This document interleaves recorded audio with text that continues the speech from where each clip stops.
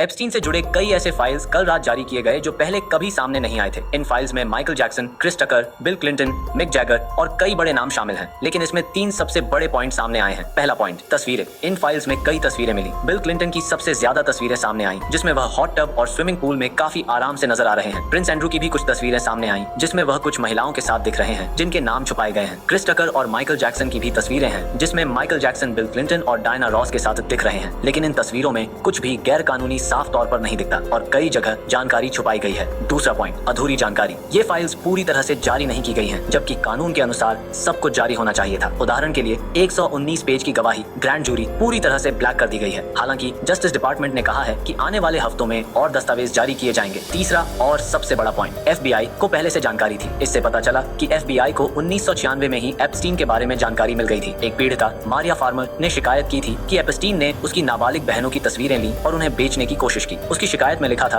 कि एप्स्टीन ने एक समय पर किसी से कहा था कि वह स्विमिंग पूल में लड़कियों की तस्वीरें ले। उसने यह भी बताया कि एप्स्टीन ने धमकी दी थी कि अगर किसी को बताया तो वह उनका घर जला देगा। इसका मतलब है कि FBI को एप्स्टीन के बारे में 23 साल पहले ही पता चल गया था, लेकिन उसे बहुत देर से पकड़ा गया और न्याय मिला कहना भी सही नहीं होगा, क्योंकि उसकी मौत कोर्ट में ट्रायल से पहले ही हो गई थी। अभी और भी जानकारी सामने आनी बाकी है, इसीलिए आगे और अपडेट मिलते रहेंगे।